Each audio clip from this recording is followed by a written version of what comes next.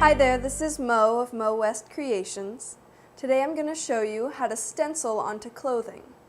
In order to do this, you'll need the piece of clothing you're going to stencil on. You're going to need an X-Acto knife, a paintbrush, an idea for what you're going to stencil, a glue stick, freezer paper, which you can get in any grocery store, and something to cut on top of, an iron, and some paint. So the first step is to make your stencil. So I made this on the computer and then printed it out. And then you're going to take some of your freezer paper. If you'll notice, the freezer paper has one side that's shiny and one side that's like paper. So with the shiny side down, you're going to glue your stencil image onto it. Just pretty much making sure to get glue on the areas where your image is. And let that dry for a few moments. Obviously, you're going to be cutting out the area that you want to stencil. So if I was going to make a black dot, I would make a dot and then I would cut it out with my X-Acto knife. However, if I want something inside the dot, like say a heart, if I cut out the dot, the heart will go away. So what you want to do for stenciling is make little connectors to the rest of your negative space. And then you can either leave them there in your final image and have it kind of stencil looking, or once you peel off your stencil, you can just paint over those parts as well.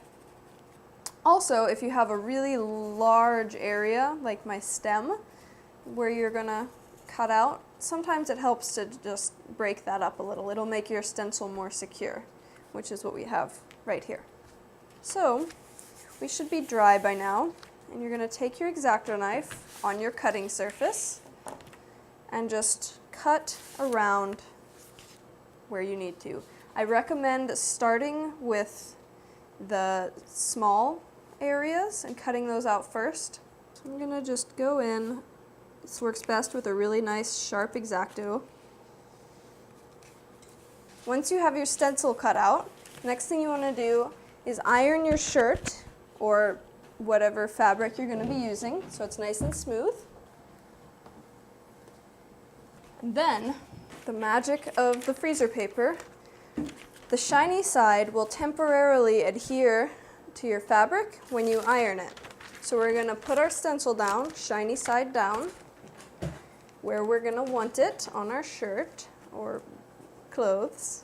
With a fairly hot iron, you just press it. Once that is done, you want to take a piece of cardboard and stick it underneath your stencil in between, and then take your paint or screen printing ink, whatever you're using. Get some on the tip of your brush, lightly. You don't want to glop on too much paint at a time. And you don't want to smear it. Now, if you're trying to do white print on black, you want to put just a normal layer on, let it dry for a little while, and then put another normal layer on. Another thing is you don't want to get your paint wet. Like, you don't want to dip your brush in water first, because that will definitely bleed if your paint is watered down. Once you have filled in your stencil, you can set it aside to dry. So then once your stencil is dry, you can touch it and make sure. You get to peel off your stencil and look at the glorious work you've done. Not quite finished yet. We're going to heat set it with our iron. You want to use a press cloth, a piece of plain cotton, and press it for a good long time, probably about a minute on each side. And there it is. This has been Mo of Mo West Creations, showing you how to stencil onto clothing. Ciao!